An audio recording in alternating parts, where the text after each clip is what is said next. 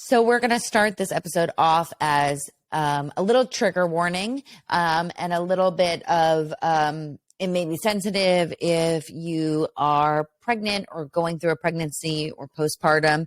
This episode is going to be about postpartum depression, postpartum psychosis. And I just wanted to preface that before we get into some interesting things that we are going to talk about. David, you're kind of in the mix of this because you are dealing with a wife who is currently pregnant. Is postpartum depression something that you have been worried about for, your wife? Like, is it something that you have thought about? Has she thought about it? Are you prepared? Am I prepared for anything that's about to happen? No. Absolutely not. So I'm glad we said that. We're not prepared. Yeah, I'm like, you trying to send me off the deep end? Right? No, definitely not. I mean it in a good way, because let me tell you, if you just listen to the season before this, I have some of the best specialists that have come on that are in postpartum depression, postpartum, mood and anxiety disorder, perinatal mood and anxiety. We talk about psychosis. I have incredible resources that I want to turn everyone to go and find. But I think the reason why this is such a hot topic is because, a few weeks ago, there was the conversation of Lindsay Clancy, a woman who was suffering not bipolar disorder. Well, actually, I don't know, but she was suffering postpartum psychosis. That is something I do know. And she took the life of 3 of her children and tried to take her own life in a state of psychosis. And the reason why I'm so fired up about talking about this is not even just because it's something that I just went through of postpartum, not psychosis, but postpartum in general. But it is something that I was so fearful of having that it almost ate me alive, because it was all I would think about every day is, am I just a hop, skip, and a jump from having postpartum psychosis? Because when you live with bipolar disorder, it's a very high likelihood that this is something that is going to happen to you. And to know that she was getting help 5 times a week, to know that the doctor said to her husband, do not leave her alone. And for the 25 minutes that he left to go get takeout, this happened. This is something that was very fearful for me, because I'm still breastfeeding. And sometimes they say postpartum depression does not come until after you finish breastfeeding because of the hormone change. So I'm not trying to be like fear mongering on you or like fearful to myself. Don't you worry. But I want to talk about this, and I want to talk about resources, and I want to talk about medicine, because this to me was just a wake up to be like, the system is failing us once again. It is failing mothers. What is something that we can do to share knowledge, to help out, to maybe help one person that is battling this or fearful that they're going to battle it, aka even myself? What can we do? What is new with the neuroscience of it all? Man, it's a loaded question. I'm sorry that I'm making you do this episode today, but I need it. We're gonna flip the roles. Okay. Instead of me answering all the questions, I'm going to ask a shit ton of questions. Go for it. Let's go it. Switching the roles. Beauty in the brain. Switching the roles. We always know that I've been the beauty. You are the beauty. Duh. So I'm going to ask you as an individual, and I will do my best to fill in with facts that I do know about. I've delivered 3 babies. Do you know this? I'm sorry. Hold the phone. You delivered 3 babies? Whose children are you delivering? I like medical school? Yeah, I have my paramedics license. So when I thought I was going to be a doctor in the summer of college, I did my paramedic EMT license, and every summer in between like freshman or in between sophomore and junior, and then junior and senior year, I ran on the ambulances in Chicago and floated in emergency rooms. So I've done a lot. What was of that medicine. experience like? With terrifying. Yeah, right. But to get an EMT license, I think nationally, certainly in the state of Illinois, you got to know how to deliver in case you get a 911 call in an ambulance and someone's got to deliver in the back of an ambulance. And it happens because I know one of my friends, his wife went into labor and the paramedics were the ones that did the delivery because it was last minute and it was on the news. It was a big deal.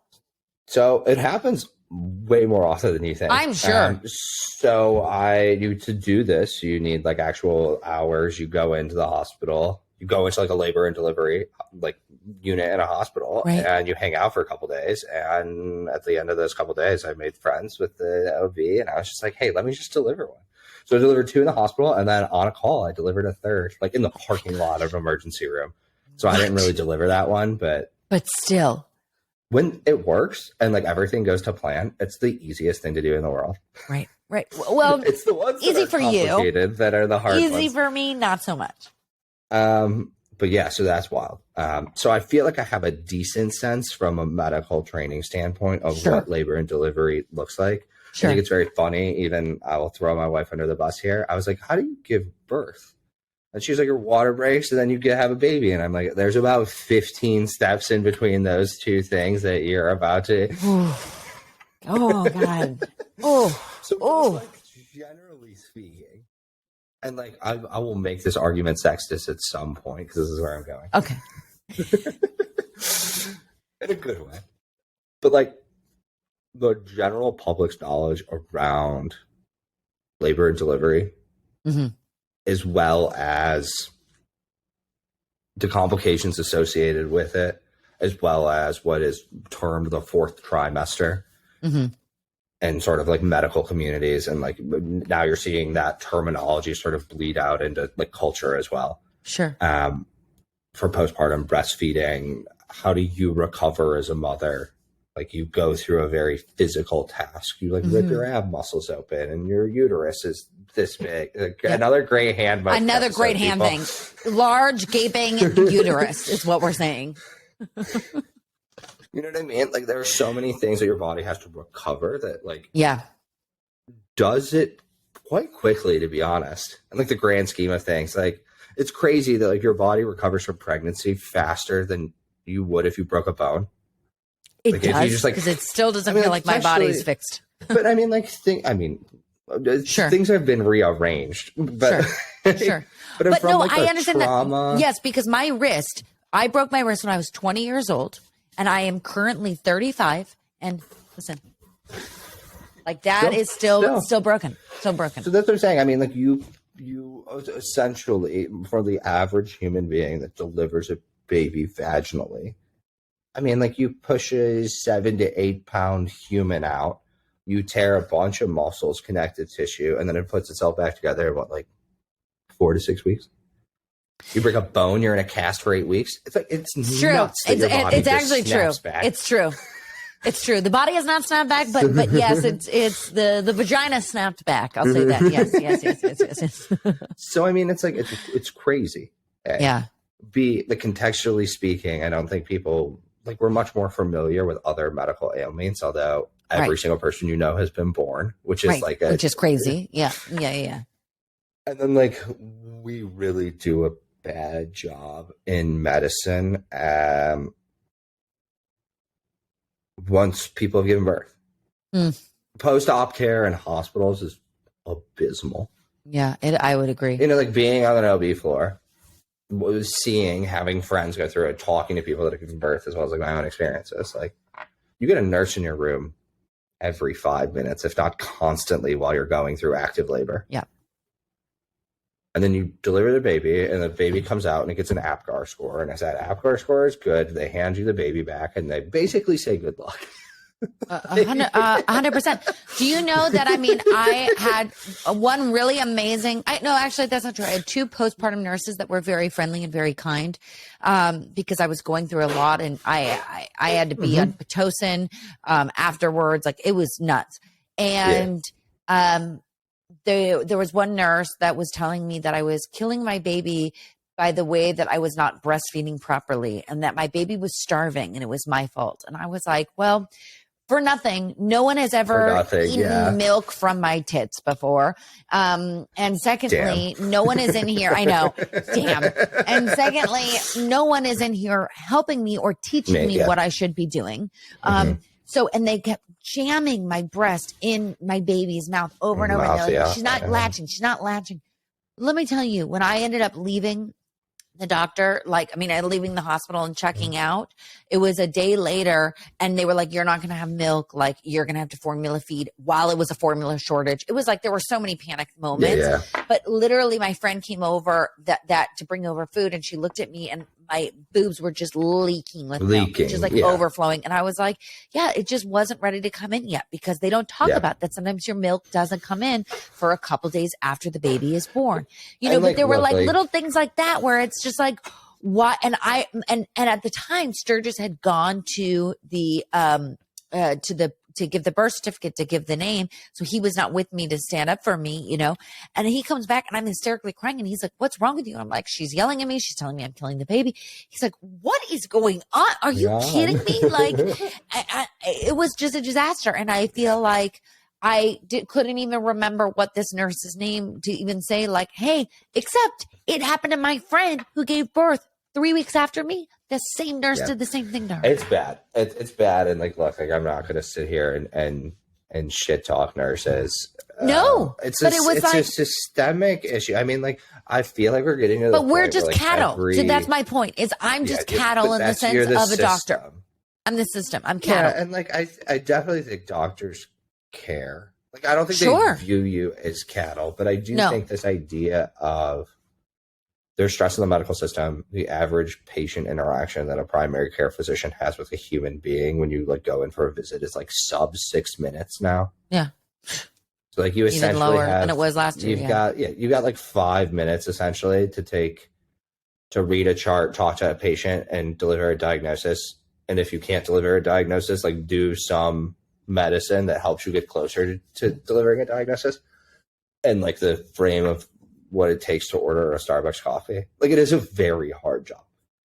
I don't want to talk badmouth anybody. And I do want to point out that more and more labor and delivery units now have lactation consultants for every single patient, regardless of whether you're attempting to breastfeed or not. Was amazing. They brought my doctor brought in a lactation consultant into the hospital when I was postpartum, and she was an angel. And she was like, "Everything you're doing is fine. Your baby is healthy. You are beautiful. This is great. You're gonna get through." And I was like, "That's all I need. I just needed that. That's all you need." Yeah, and a fed baby's a healthy baby. We're doing a lot. And a lot is changing, I think, in labor and delivery. But what I'm gassing up right now is acute labor and delivery. For those of you who don't know, you have a baby. If you deliver vaginally without a C-section, you're in the hospital for what, 24 or 48 hours? Yeah. No complications. I was about 48 hours, yeah. Yeah. If you have a C-section, it's about twice as long. Let's just for the ease of math. And then you go home, and then you have a wellness visit. What, 6 weeks later? Than a week? Well, you have you bring a baby home, right? And then that baby's got to go see a pediatrician within n number of days after being home. Right. So what we do is we transition from a hospital, acute care setting for both mother and child into a clinical setting where we are doing wellness checks on the child. The insurance gets billed to the child, not to you anymore because you have delivered it. And you see a pediatrician. And at some points of those interactions with a pediatrician or a family doctor that treats, we ask the mom how she's doing. But let's be real. You ever taken a depression screener for postpartum? I took it was given to you by a physician? At 6 weeks postpartum. Yes. 6 weeks 6 postpartum. weeks is too late. And let me tell you it's this. Too fucking late. They gave it to me. It's so bad. Like, no, how actually, do you that's not not true. give Let that me to correct somebody? this. No. I got it the day after I gave birth. I was in the hospital, and then a postpartum nurse came in, and she gave a screener. And she was very careful with me because I had said that I was living with bipolar 1 disorder. So she asked me a few extra questions. But what Just she a was few. just a few extra questions. But she was really got your great money's about worth. it because I was like laughing about it. I was like, girl, this screener, like, I know I can either cheat the system right now with the screener, or I could be totally brutally honest, but I don't know what I'm going to do. Like, I'm like, I don't know how I'm going to answer this. And then 6 weeks later, I had a screener at my OB. And that was it. And that was it. That what's the time let me frame tell that you, most women develop? Well, I just want to quickly say, I want to preface so other people know that 10 days postpartum, 10 days post-delivery, I was in the hospital on a Friday night, starting at 10 p.m. till 5 a.m. because I was excessively bleeding and they didn't know if I needed another transfusion. Then 3 weeks later, I had a DNC, which for those who may not know what that is, it happens usually a lot with miscarriages, and they solderize the inside of your uterus. Okay. And then 2 weeks after that, that's when they gave me the postpartum and they're like, how are you feeling? And I'm like, I feel fine, but like, I don't feel anything. The I'm tissue just cauterized. Yeah. Just cauterized, but I feel fine, So there was not enough time. Nuts. So what is the time frame? Please share that. No, but I should say that it's going to show up 10 days to 6 months after delivery are going to be early warning signs. And so the way this is done is again, you should be bringing your child in for appointments with its pediatrician or family doctor to do vaccinations, do health checks, make sure the baby's growing, all these sorts of things that we have built in that are focused on what you just gave birth to, that healthcare system. And then if you have a good physician who's attuned, they will ask the mother how she's doing. Yeah. But it is not any current standard of care right now to screen, have follow-up visits with OBs. You've seen an OB because you had a complication. Right. But if you didn't have complications, you wouldn't have seen an OB for how many months? Right. Month and a half. Mm-hmm. So it's just there's such a gaping hole in between acute labor and delivery and the first follow-up screening that we put so much you have to manage your own care and emotions and be diligent that you're not going to develop postpartum. By the way, it's almost 20% now. Right. Of women after delivery develop some sort of postpartum anxiety or postpartum depression. And it's oh, you're a new mother. Let's give you another thing to monitor. Yeah. On your own. Yeah, on your own. And let's give you something that you're going to be scared to share with people because you're afraid that they're going to take your baby away from you. So that happens. This is where I'm going to get sexist with it. In most relationships, historically speaking, women give birth and the man, this is no longer the case. Right. But what we need to do is we need to associate partners into the process. I should be given the screener for you. Right. There should be part of this that is an objective third party. Right. So from a initial standpoint question, it's we need to obviously be doing self screeners. We need patients, people who have just gone through labor and delivery to check in directly with doctors. But a great third party check would be the other person in that relationship if you're so grateful to have one. It doesn't need to be the biological other partner. It could be a nanny. It could be a mother. It could be a father. It could be a sister. It could be a caretaker association. Friend, right. We don't do it. Why? It's so hard to be oh, and especially if you're on the spectrum of from mild to severe and you are in a place where you are experiencing psychosis, like, okay, like as a physician, as a clinician, it's going to be really easy for me to understand that you are experiencing psychosis. Right. But you know who it's not going to be easy for? You. No. We're asking people to self-identify if they're being psychotic or not. I'm like, since when has that worked? No. And I will tell you something. When you're in a state of psychosis, right, and you're seeing hallucinations and you're losing it. I read this thing this girl had posted in response to everything that was happening with Lindsay Clancy. And she said that she had woken up to her baby being blue, right? Like obviously looked blue, suffocated, whatever. And she said she remembers just waking up and shaking the baby to be like, oh my God, oh my God, oh my God. And her partner walked in and was like, what the fuck are you doing? And realized that she was hallucinating, that she was seeing the baby blue.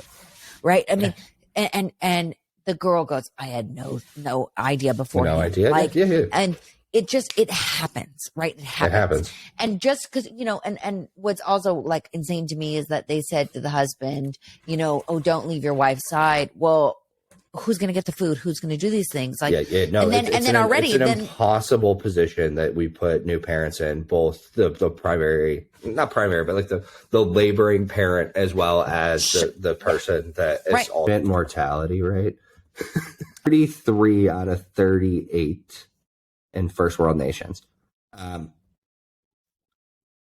the best healthcare system in the world. Objectively, we can argue about the ins and outs of it. Okay. Objectively, we have a very good healthcare system in the world. Top 2, 3, 4. We're 30 out of 38 in infant mortality rate, which still doesn't capture everything that we're talking about. But like the point I'm trying to make is if you look at the countries that are very high on that list, what they have is socialized medicine across the board. Very good at keeping people alive. Not very good at seeing many people and making people money who are in the healthcare industry, but very good at keeping people alive. And 2, they have family structures that are larger and more multi-generational than family structures in the U.S. household. Right. Like the solution to this problem is more people who are closely interacting with you and your child. Okay. Because 2 isn't enough. Like you have a newborn, 2 is not enough people to take care of a child. Yeah. And then if you go and look at places where multi-generation households exist, like Japan, it's very high on that list. Right. You have built-in babysitters for grandparents. You have cousins. You live in neighborhoods and communities. Like the if you look at like old world, like I don't want to use the word commune, but I'm like lacking another. No, but it is. Look at communities that gave birth together.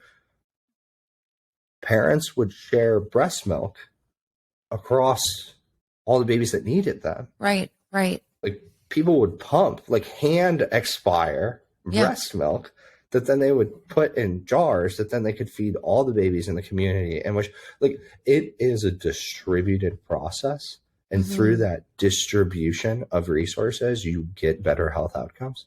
Like any health economist that's like worth their weight at an Ivy League institution should be like screaming this at the top of their lungs. It is, we're just like culturally not set up to do it.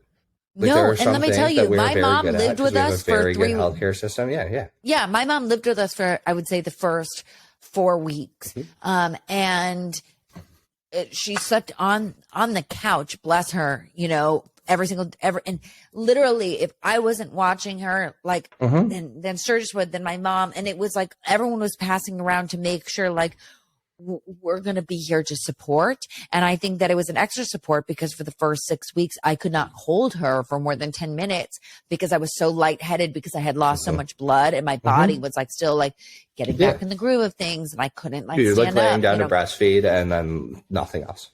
Yeah. Like it is a really interesting process. And like you look at people with like higher incomes in America, like essentially what they're doing is purchasing through financial means, expanding that commune that they otherwise wouldn't have access to. That's what I mean. Like, I mean, and night nurse, like that's purchasing amazing. people. A night nurse, and like that's Yeah, such sure hope so. yeah, but I mean that is such a luxury. Like my mom was a night nurse to me, you know, and it's so important. And it's like we don't have that community, and it's so expensive. It's so expensive. It's expensive, but like we don't have friends and family that are close. Right. Like, I'm here for school. Like we're moving in 3 months. Like everything is so chaotic. Like we need that extra person. Yeah. And like, you know, like I'm very blessed that we are in a financial situation where we can make that happen. But I think that is money that's insanely well spent. Oh, not only from like like I and my partner get time, but like we're more relaxed, we're more well slept. But like also like from a health outcome standpoint, like if you just do the math on the back of a napkin, you're like, oh yeah, that makes a lot of sense. And sleep, I think, is so important. I think that people do not remember this. I mean, it's like sleep is important for your mind. I love telling this story. We're gonna take a deep part. Okay. They joke. I don't think it's a joke, but it's like how many like hours do you have to stay awake before you're considered like legally drunk? Like you could take like somebody who's legally drunk and someone who's sleep deprived for a number of hours and like track their motor skills or their ability to drive their car, and it's like this. Yeah. It's like 18 hours. It's like something so unreasonably short.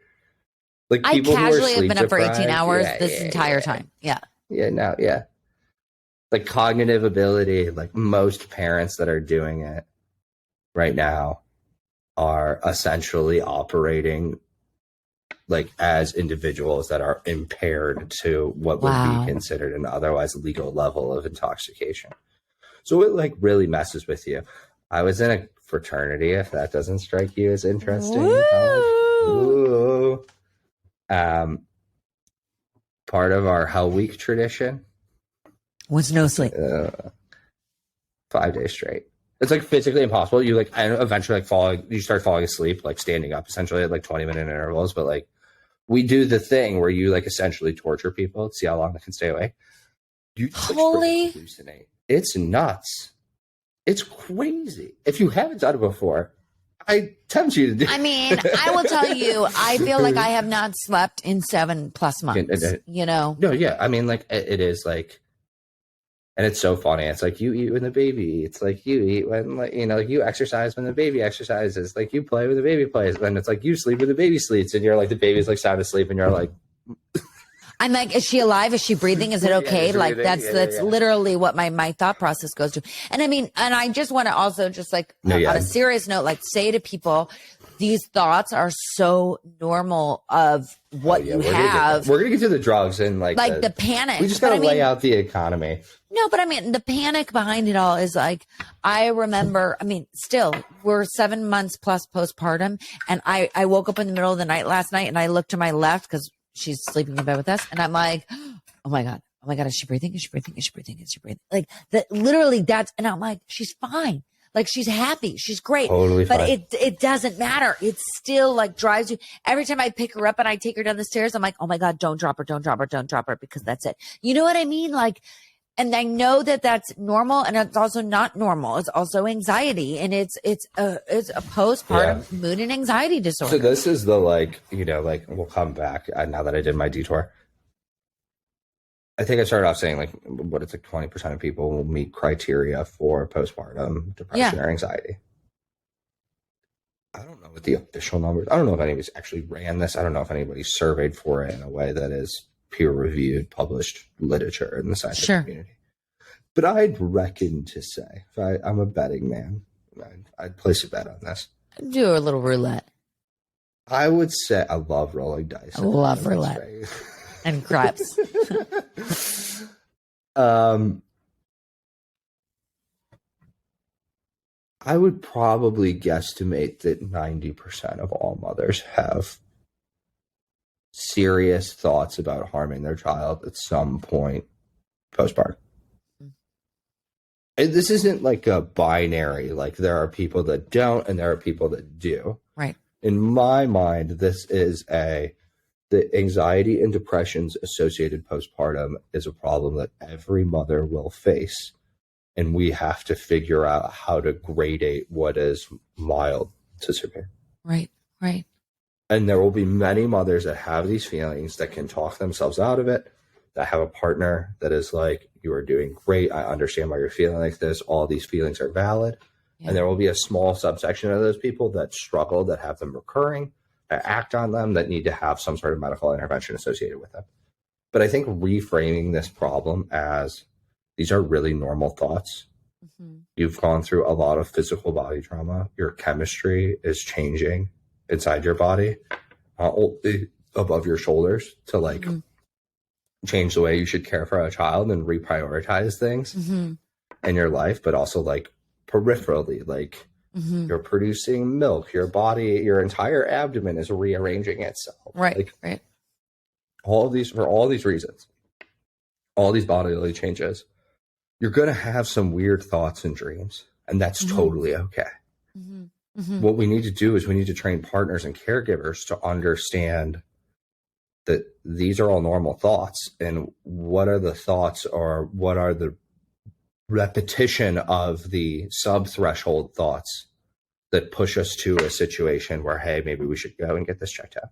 We also need to make it very clear to people that even if they are having the darkest, most twisted thoughts, weird, that they are not taking your baby away because of your thoughts. Like, correct. Period. Point blank. It's intent, and it's like objective intent. Like, I'm going to put on the clinician, like I'm in all of my scrubs. Yeah. When we're screening for this stuff, it is not thoughts. Like, I've heard people say the most outrageous things, and they could say them over and over again. It's like, oh, I have this thought constantly. And then you ask them, like, do you have a plan? Have you ever done anything? It's like the same questions that you would get with like, if you're having suicidal ideations. Self-harm. Yes. And like, if you've seen one of those screeners before, it's like, oh, I have to meet multiple thresholds on plan of action, thought, communication to other people. Like, it's the same application to a different thing. Like, just because you're having the thoughts and just because you vocalize them, and even if you say like, oh, I felt like I was going to take action on this once in the last month, like, that is still not enough, right? No, to raise you to the threshold where we're going to do something. No. And the first step is never to take away the child. It's the last thing that we do. Right. And people jump from A to B so fast that they miss that there's actual medical intervention that helps people in between the two steps. But I mean, it is like it is something we need to talk about. It's something we need to normalize. It is something that, like, you've got to have the conversation with people before you're pregnant, and a plan. While you're pregnant, you've got to have the plan. Like, so, like, to answer your question, like, I talk with Annie about this all the time. Okay, good. I mean, it helps. She works for a mental health nonprofit. Yeah, but also, like, but think about this. Where we're like in a segment of the population that is aware. I understand that, but the girl, Lindsay Clancy, she was a labor and delivery nurse, so she knew what to do for help. She knew, she's seen this before, and you've got to have a network. It's just you've got to have a networking power. So I do think that, like, I think about it a bunch. Yeah, I'm going to be sleep deprived too. But, like, I think it's like, and totally, I think you need to normalize these things. Yes. I talk about the thing that I've been harping about on people is, I mean, like, I don't care, I'll share it, but I don't feel a connection to this child yet. No, but I think that's so normal for most partners. Yeah, but it's disorienting in a way that I don't feel. Yeah, but gets the airtime that it should. Can I ask, Sturge, can you come here for a second? I'm on air. I just have a question for you. This is Sturge's first time speaking to the microphone. David has a question. He does not feel a connection to his baby right now because currently, right, she's pregnant. She's in the 3rd trimester. Did you feel like a super connection to Lady when I was pregnant, or it didn't hit you till afterwards? Can you just speak into the microphone like this really fast? This is videotape. Struggling with the same problem. It's like really tough. So I struggle with the same problem, and the good news is everyone does. Yeah. So Everyone does. And I feel like every like father male does. that I've talked to is Everyone like, does. oh, you're not going to feel connection while she's pregnant. And then you're not going to feel connection in the first couple months. And then it's going to turn on. But it's like, yeah. And now my partner's like falling in love with her, like my 5th grade crush, like more and more every day. Oh yeah, I need those feelings again. I haven't had those hormones in a long time. And she starts ignoring us until like 4, and then she gets super pumped about us at 4. But we go through like great, like, oh my god, my like 5th grade crush is totally not into me until she's 4, and then she's finally into us if we keep working for it. But that's a pretty normal thing, is the point, right? Yeah. Like, and then like, when she comes out, it's like, oh my God. Right now. That was Sturgis's dream. Like, he like finally had a chance to be on the podcast, and he's like, and I just had to push him away. Thank you so much for that. That was so great. No, I think it's like it's so like it's like the 2 part of it. It's like Annie's pregnant, and I don't feel a connection with it. I like I'm prepared. I feel like I'm more prepared than most people because of my background, training, and interests. Sure. Not trying to like be better than other people. I just like from like a medically, I understand what's going on. I'm really in tune. I'm really excited. I'm being very supportive of my partner. But like, you know, like many mothers like Annie doesn't feel that strong of a connection to this baby. So then I've got to be like, I don't feel connected, but then I've got to convince you that it's okay to not feel connected. And like in the very back of my head, I'm like, oh, this is hard. Let me tell you, people, now I did not have this experience, but I have talked to very, very, very dear friends where they've had their baby, right? They've pushed the baby out vaginally, you know, and had that moment, and they don't feel connected at all. They're like, what is this blob that literally just came out of me right now? And that is perfectly normal. Like that's normal too. And I think that needs to be talked about as well. Like it is normal to not feel that connection right away, because at the end of the day, it's like, it's literally this eating, breathing, pooping thing that does nothing but sits there like a blob. And it's hard to feel something there if you're not getting something back. You know, I think a lot of women go through that. Now now, like I said, I can't personally speak for that, but that's what people have vocalized to me on asking me, like, do you have a connection? Oh, are you trying to like talk more? Oh my God, he wants to say more. Oh my God, come here real fast. Get him back here. The more that they recognize you, the more you recognize them. Words to live by, Sturge. Words to live by. You know, that for Sturge's first time on the podcast, that was a moment. That's a slow clap for you.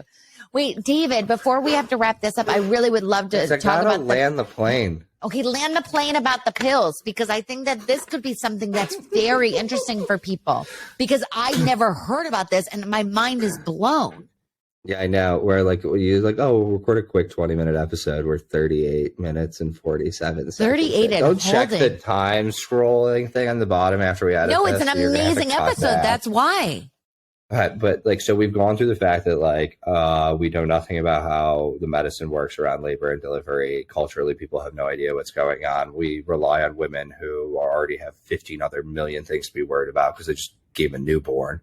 Partners are ill-equipped. The medical system isn't ready to support all of us. And we need to accept and understand that everybody has these feelings, both parties in a, child's life, to varying degrees. And then we get to the point of like, okay, let's say you are one of the few that gets a diagnosis. Right.